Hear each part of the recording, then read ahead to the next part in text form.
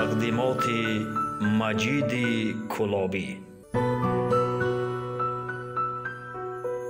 محفلو همه خیلی مسخرو بلنده بزنن، مردم با بی‌حد فرهنگشون با زیاد میشوه، با مردم سخنفهم میشوه. رحمت برای فقدین جان یکمش دویمش مردم شریف کلاب توی مبارک شوه همه شما داد، برای که توی همه کلاب باید باور کنین.